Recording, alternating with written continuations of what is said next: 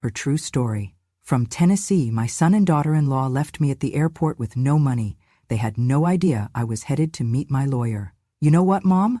We only bought you a one-way ticket. The return trip? You'll figure it out. That was what my daughter-in-law said as she rolled her designer luggage into the first-class lane, not even glancing back at me. She smiled, the kind of smile people wear when they think they are doing you a favor by telling you a hard truth. You've got a phone. Call someone to come get you. Or sell it. That'll cover a Greyhound, right? And just like that, they were gone. Gone through the security checkpoint, gone into the tunnel of airport gates and vacation selfies, gone with every ounce of dignity I still had left in their eyes. I stood there, alone, in the middle of Nashville International Airport, holding my purse tight against my chest. No suitcase, no boarding pass, no ticket, just a thin sweater and a printed itinerary I now realized was for show. They had never meant for me to come back with them. I had never been meant to be part of this trip at all. The noise of the airport swelled around me, calls for boarding, rolling suitcases clacking over tile, laughter in a language I no longer understood. I felt like a statue in a place that never paused. People glanced at me, then looked away quickly. One woman gave me a polite smile that melted into pity the moment her eyes dropped to the empty space where my luggage should have been. I wanted to disappear, and for a moment I did. Just hours earlier, I had woken up believing I was part of something. A family trip, they had called it. A healing getaway after the funeral. My husband, God rest him, had passed just 2 months ago, 42 years married. We buried him on a rainy Monday. They said I should get out of the house, get some air, and stop crying all the time. They said this trip would be good for me. So I went. I sold the last set of pearls he gave me, used the money to help with the flights. It's a group effort, they told me, smiling. Everyone's pitching in. But I never saw a receipt. I never saw the return booking. And I never questioned it. Because I was taught to trust family, even when they stopped treating you like one. At check-in, I noticed Tanya's mother had a priority tag on her bag. She had a first-class ticket. So did Tanya and my son Mark. I assumed we'd all be sitting apart for boarding convenience. Tanya said they would come back and check on me after takeoff. But that was before they scanned my ticket and told me it had already been voided. Sorry, ma'am, it shows here that there's no return trip under your name, the attendant said, eyebrows furrowed with that mixture of politeness and dread people use when they do not want to deal with tears. I had smiled at her. There must be some mistake. But when I turned around, they were already walking away. I followed them to the security line, still holding my little folder of travel documents. And that was when Tanya turned, sighed, and said the words that I now believe had been rehearsed. You know what, Mom? We only bought you a one-way ticket, the return trip. You'll figure it out. She said it like she was telling me what the weather would be tomorrow. And when she added the part about the phone, sell it if you need bus money, Mark didn't correct her. He didn't even look me in the eye. He just adjusted his sunglasses and kept walking. They left me there, like an old receipt. Used, discarded, unneeded. I stood there long after they disappeared through security, too stunned to move, too proud to sit. I didn't cry. Not yet. I just breathed one shallow breath at a time. The last time I felt that kind of abandonment, I was 9 years old, waiting on a father who never came back from a short trip to the next town. And here I was again, full circle. Only this time, I had raised the person who left me. People kept moving around me. The world didn't stop because I did. A man with a baby stroller passed by. A woman herding teenagers in matching dance uniforms shouted over the din. Somewhere, a flight to Orlando was beginning final boarding. The sun was hitting the glass walls just right, and it hurt my eyes. I looked down at my phone, not because I expected a message from Mark. He wouldn't dare. But to check that it was still in my hand. It was the only thing I had left that said I existed, that I mattered. I thought about calling someone.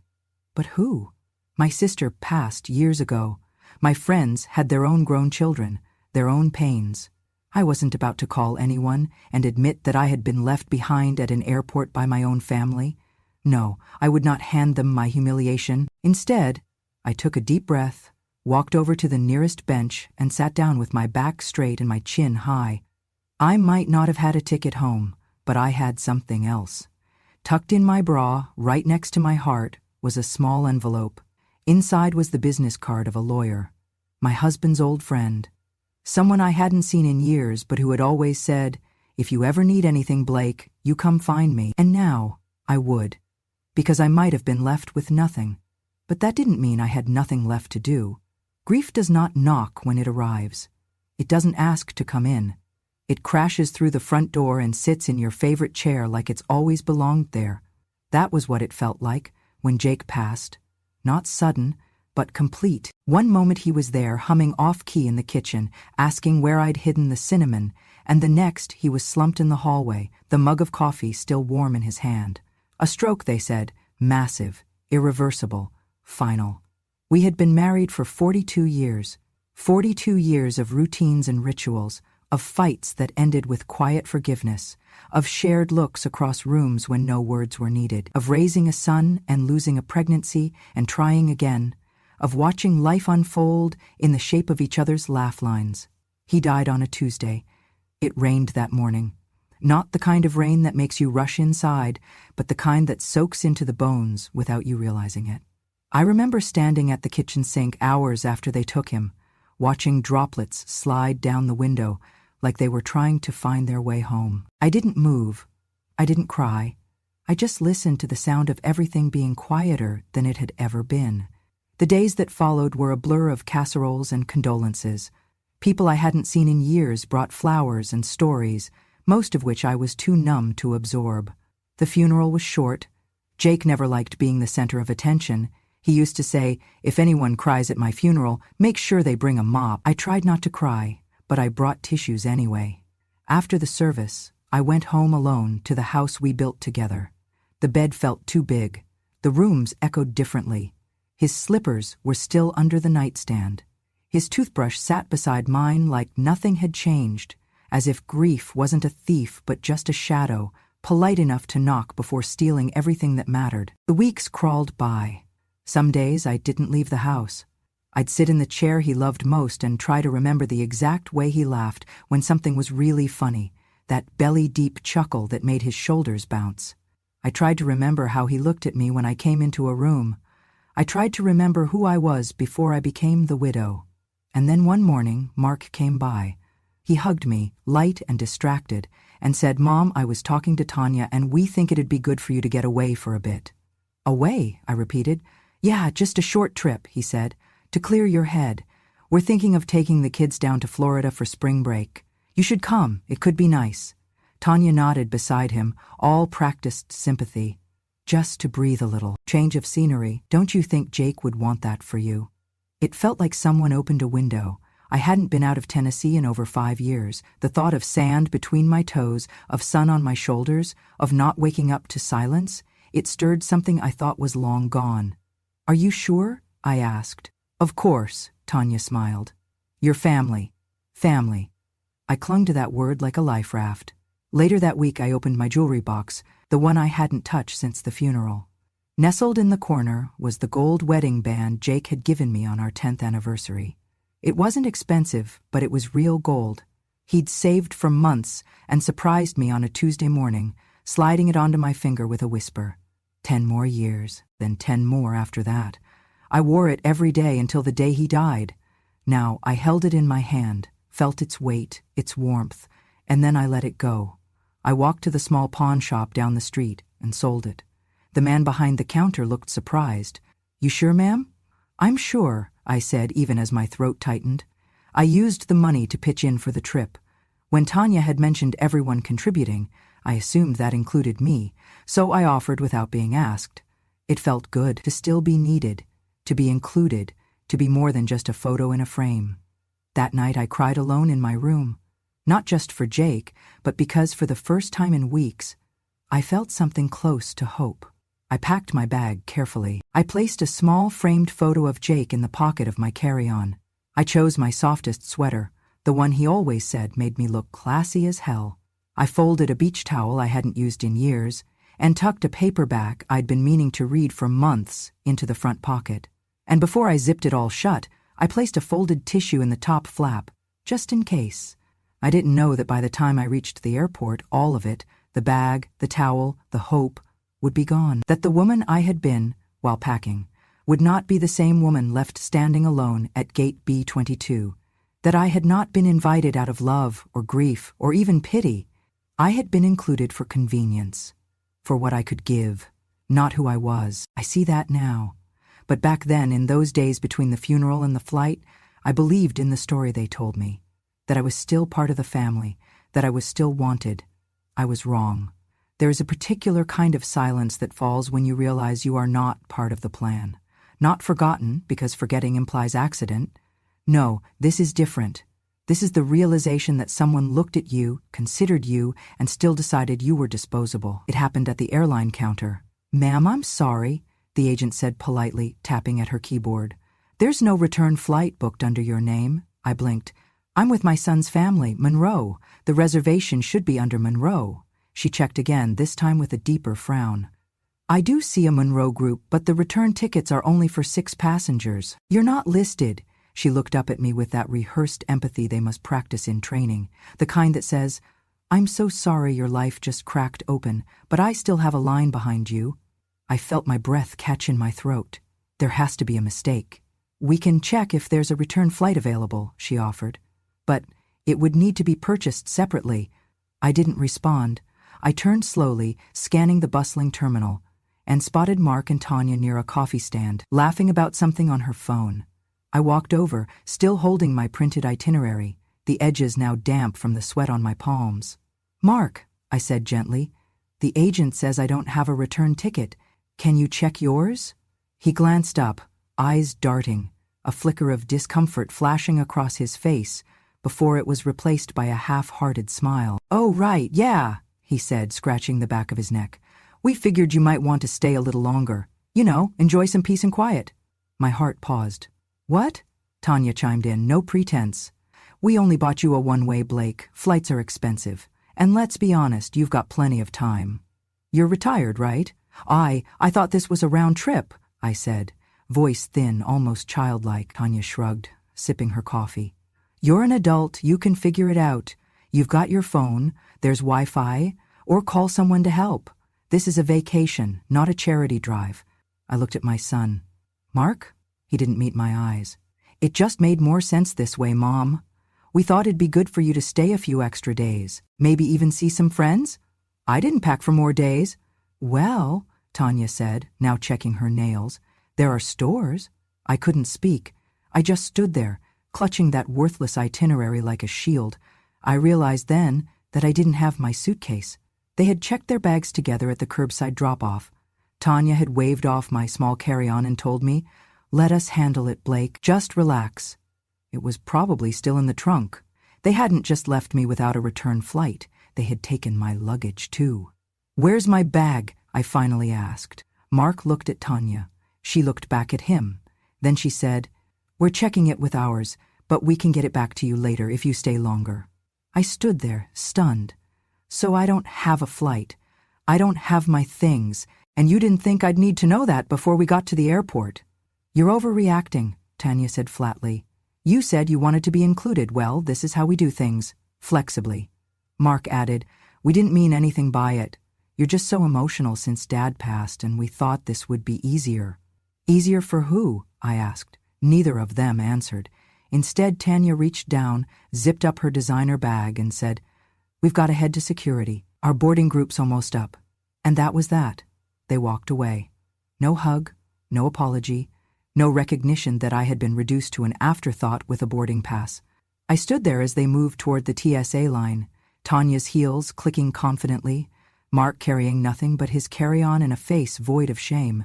For a moment, I felt like I was sinking, like the floor under me had given way, and I was slowly being pulled into the kind of loneliness no one ever warns you about, the kind that doesn't come from being alone, but from being discarded by the very people who should love you most.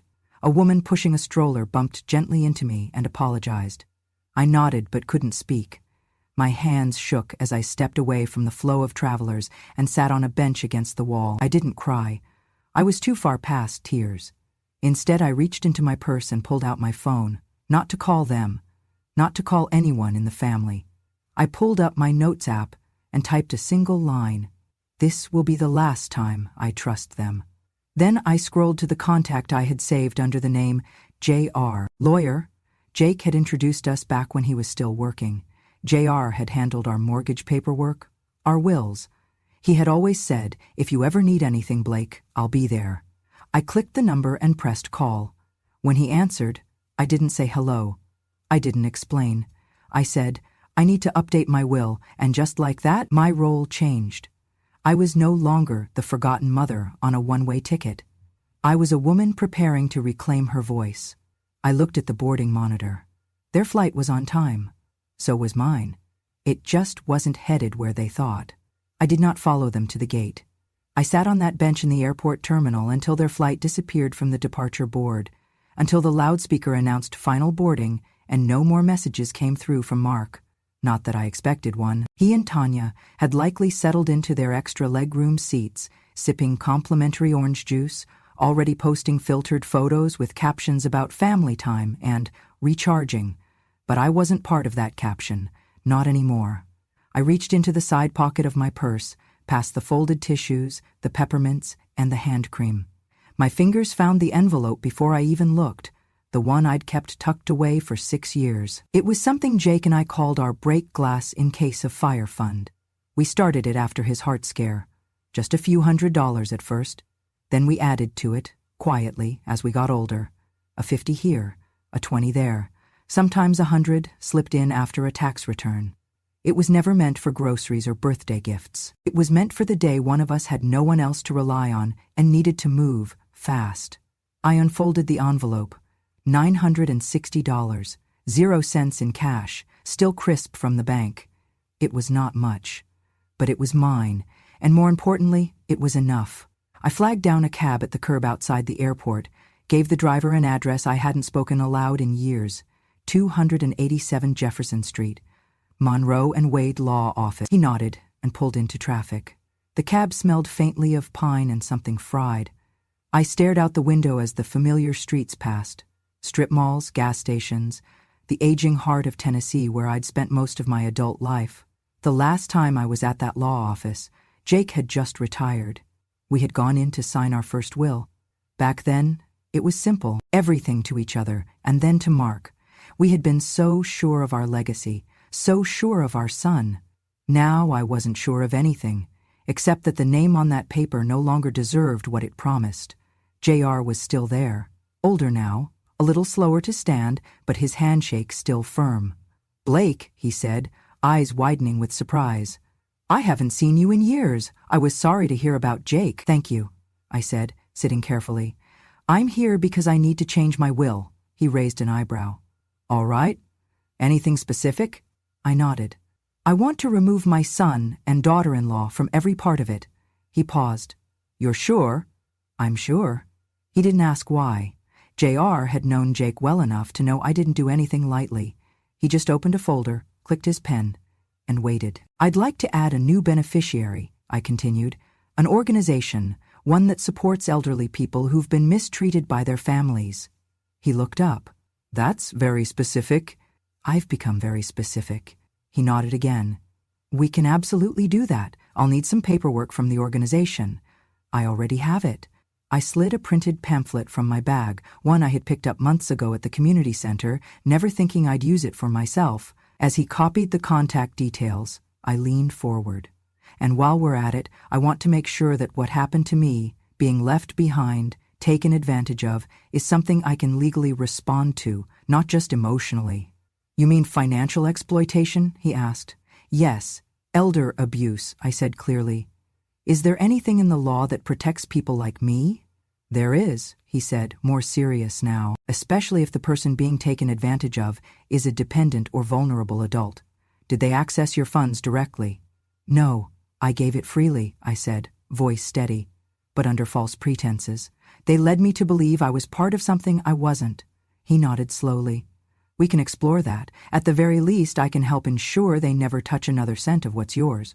"Good," I said, "because I want this change notarized, effective immediately, and I want it sent to a third-party executor. I don't want anyone in my family touching my affairs ever again." "You got it," he started typing. For the next hour, we went line by line through the old will, name by name, number by number. Every assumption Jake and I had built now dismantled. Not out of spite, but out of clarity. By the time I left, I had a new folder in hand, a new plan, a new understanding of who I could count on. I walked out into the sunlight and didn't feel weak. I felt clean. I flagged another cab and gave them the name of a modest downtown motel. Not where I would stay forever, just for the night. Enough time to rest. Enough time to think. Enough time to remind myself that a woman with no return ticket is not a woman who's lost. She's a woman who has finally chosen her own direction. By the time morning light poured through the thin curtains of my motel window, the paperwork was done. It was official. My son and daughter-in-law were no longer part of my will. Their names, once written in confident ink on the lines labeled primary beneficiaries, were now erased. Replaced not with anger, not with vengeance, but with something far more powerful: intention. I didn't do it in a fit of rage. I did it slowly, deliberately, carefully, because some choices aren't made in a storm. They're made in stillness, after you've finally stopped pretending the rain will pass. The night before, after leaving JR's office, I sat on the motel bed with the documents spread out before me.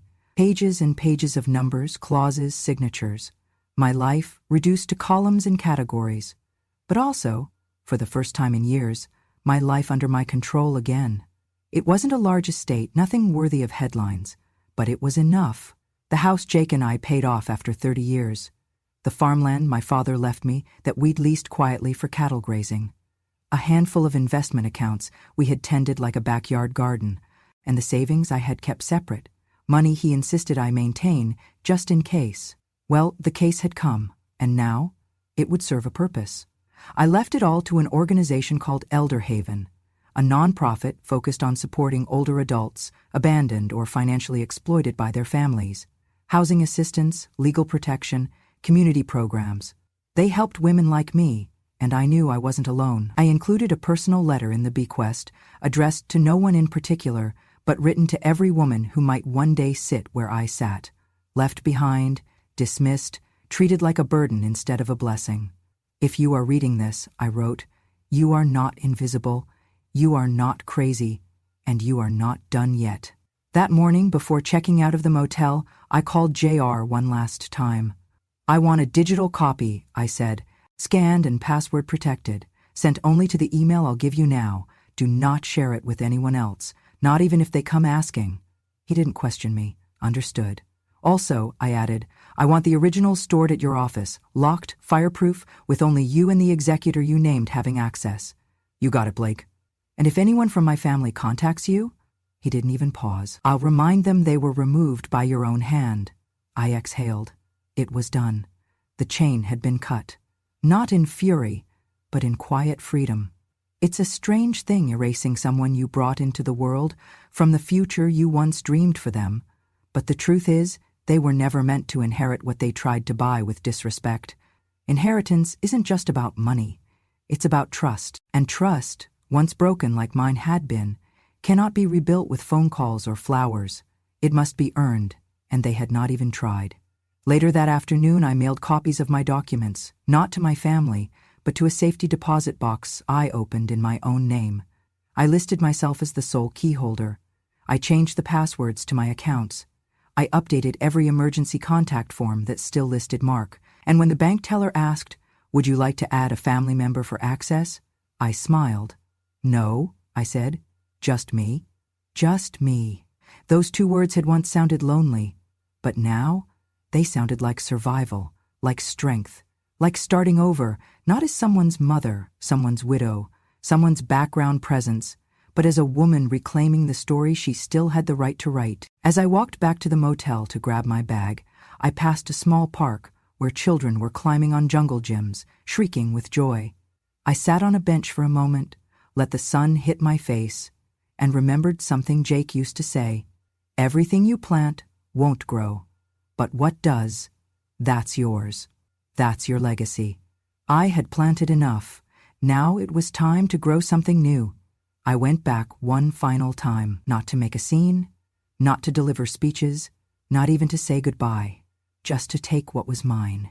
I scheduled the moving truck for a Tuesday morning, midweek when I knew Mark and Tanya would both be at work. I did not want to see their faces. I didn't want another performance of concern, another round of shallow apologies delivered too late. I wanted peace. I wanted silence. The house looked smaller when I returned, or maybe I had just outgrown it. The shutters needed repainting. The front steps sagged. The wind chimes Jake had hung still clinked softly against the breeze, but they didn't make me smile like they used to. Nothing did in that house anymore. I let myself in with the spare key, still hidden in the planter, exactly where we'd left it for emergencies. And this, I thought, qualified. The movers were fast and kind. I'd hired them myself, from a town 2 counties over. I wanted no gossip, no small-town whispers. I'll be taking just a few things, I told them. A chair, Jake's favorite, the one that molded to his back after decades of reading in it, a box of books, our wedding album, his navy cap, my mother's quilt, nothing else. Not the furniture we bought together, not the dishes that once held Sunday roast, not the mattress we replaced after 30 years because he said I deserved better, just the pieces that still felt like truth. I walked through the rooms slowly, the kitchen where I had baked every birthday cake, the living room where we had danced on our anniversary, just the 2 of us, barefoot and tipsy, the hallway where Jake had fallen that day, coffee still steaming in his hand. I didn't cry. I had cried enough. I left the keys in a sealed envelope on the kitchen counter, along with a short note. Don't call, don't ask. I am exactly where I want to be. And then I left. The ride to the new place took under 2 hours, but it felt like crossing into another life. The sign out front read Willow Grove, Independent Living for Seniors with Dignity. I had toured it once before, quietly, with Jake. He wanted to make sure we had options, though I told him I'd never leave our home. Maybe one day, he said, grinning, if they have good pudding. Willow Grove had more than pudding. It had sunlight that poured through wide windows, hallways that smelled like lemon and not antiseptic, soft jazz playing in the common room, and people who looked up when you walked in, not through you, but at you. Welcome, Mrs. Monroe, the woman at the desk said, smiling. We've been expecting you. It was the first time in months I'd heard someone say my name like it mattered. I was shown to a corner unit with a view of the courtyard. My boxes were already there. My chair had been placed near the window. On the table was a welcome basket with jam, crackers, and a note handwritten by the director. Thank you for helping us make this place possible. Now it's yours, too. Because what they didn't know, what Mark and Tanya would never know, was that Willow Grove had been funded, in part, by the very donation I made through Elder Haven. My estate was not just a transfer of assets. It was a quiet revolution. I had built myself a place in the world where I would never again be forgotten, where I was not a burden, not a relic, just Blake. In the days that followed, I settled in. I joined the afternoon book circle. I met a retired teacher named Helen who made me laugh so hard I spilled coffee down my blouse. I started attending a watercolor class on Thursdays. I even signed up to lead a workshop on letter writing, something I'd done with Jake every Sunday for years. The best part? At 5:00 p.m., someone always came knocking to say, dinner's ready. Not because they wanted anything, just because they wanted me there. There was a seat with my name on it, and for the first time in a long time, I sat down without hesitation. I wasn't in the way. I wasn't tolerated. I was welcomed. The house I left behind was no longer my home. Because home isn't where you store things. It's where you are wanted. And I was finally home. It took 6 months. 6 months of silence. 6 months of peace. 6 months of morning coffee in the sunroom at Willow Grove, of learning how to sketch birds in watercolor, of hearing my own name spoken with kindness and never followed by a sigh. 6 months of not looking back, and then it arrived, the day I had circled in red on my private calendar, the one pinned discreetly inside my armoire door, notification sent. That morning JR emailed me with just one sentence. Letters have been delivered as of 9:00 IM. I didn't reply. I didn't need to. By 11:00 IM, the phone started ringing. Mark, 16 calls in one day. I watched them come in one by one, the name flashing on the screen of my cell, a name I had once loved so fiercely it nearly unmade me. A name that now only triggered stillness, calm, I didn't answer. Not the first call, not the third, not the 12th, not the one at midnight. There was no message left, just rings, and more rings, like the frantic pacing of someone who had finally realized the door was locked and they were no longer welcome inside. By the next morning, the email came. Subject line, "I'm sorry, Mom, but at least let us keep the garden." I opened it, not because I expected sincerity, but because I was curious. Curious how he would phrase it. Curious if he'd even understand what had been lost. From Mark Monroe to Blake Monroe. Subject, "I'm sorry, Mom, but at least let us keep the garden, Mom." I don't know what to say. Tanya and I got the letter from the lawyer this morning, and I don't even know where to begin. We didn't think you'd actually go through with it. Look, maybe we were wrong. Maybe we didn't handle the airport thing right. Maybe we underestimated how hurt you were. Tanya says it wasn't meant to feel like abandonment. She just thought you'd prefer to stay a few extra days. I know that doesn't excuse anything. But this, Mom, this is serious. You've removed us from everything. The house, the savings, the land. Even the joint account we used for the kids' school fees has been frozen. I'm not saying we didn't deserve something, but you're cutting us out completely. After everything? After all the years? At least let us keep the land behind the house. The garden. You know the kids helped plant it. You know it means something. We're not perfect, but we're your family. Can we please talk? Just one call. Just 5 minutes. Mark, I read it once, then again, and then I closed the laptop and sat back, letting the words settle. We didn't think you'd actually go through with it. That sentence alone told me everything I needed to know. They thought I was too old, too soft, too desperate to be included. They thought I would bark but never bite, weep but never walk away. They mistook kindness for weakness, and now they were shocked that the woman who once sewed buttons on their coats had the backbone to write them out of the story. But I had, and I would not undo it, because they hadn't just left me at an airport. They had left me behind in every way that mattered long before that. They had chosen comfort over care, convenience over compassion, performance over presence. And now they wanted land? For the garden? That garden they never once asked me to help water, the one Tanya posted about online as her sacred space, but never mentioned my name in once? They could have it. In memory, not in deed, because it no longer belonged to them. It now sat under the care of Elder Haven, whose regional director had already visited the site and proposed turning the land into a therapeutic horticulture program for aging women with memory loss. My land, my choice, my legacy. At Willow Grove, we had a small library. That afternoon, I went there and pulled out a book of poetry. I wasn't even reading it. I just needed the weight of something honest in my hands. Helen, my new friend with the sharp tongue and soft heart, slid into the armchair beside me. "You've got that look again," she said. "What look?" I asked. "The one people wear after they've just told the world who they really are." I smiled. "Maybe I have." She grinned. "Good. That world needed to hear it." I looked down at the email on my phone one last time, reread the closing plea. Just 5 minutes. I thought about replying. One line, something clean, something true.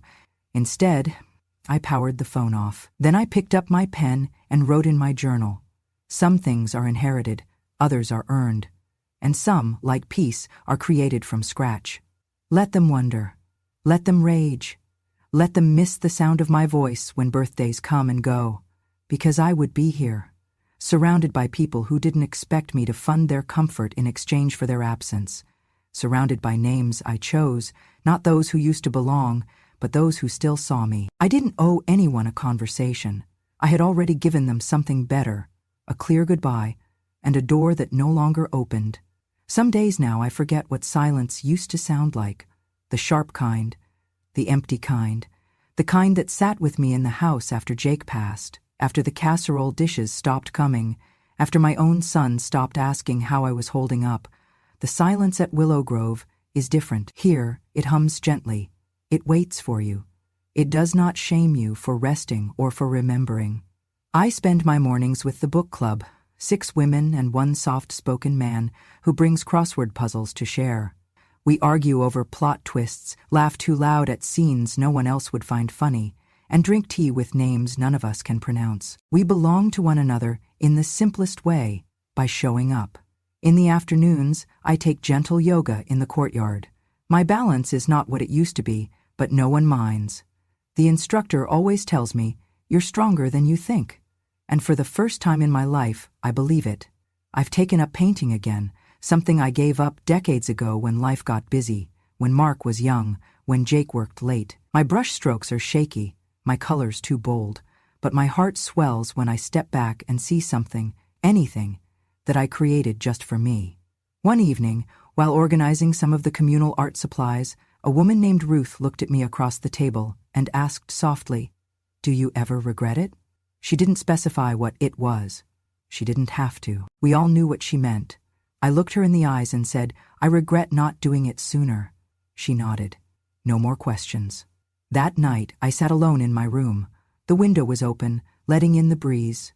On the table was a framed photo of Jake, the one I brought from home, the one where he's laughing with his whole face, eyes nearly shut, hands mid-vesture.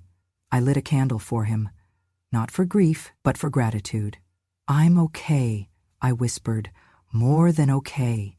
Then, after a moment, I added something I hadn't even known I needed to say. They thought I'd fall apart when they left me. They thought I'd panic, beg, chase after them.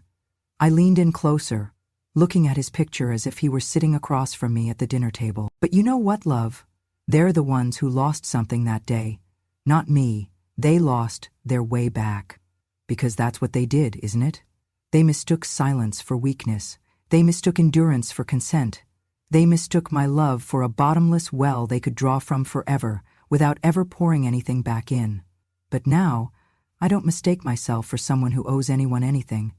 Not Mark, not Tanya, not the grandkids who will one day ask why they don't know me, and who will hear whatever version of the story their parents are bold enough to tell.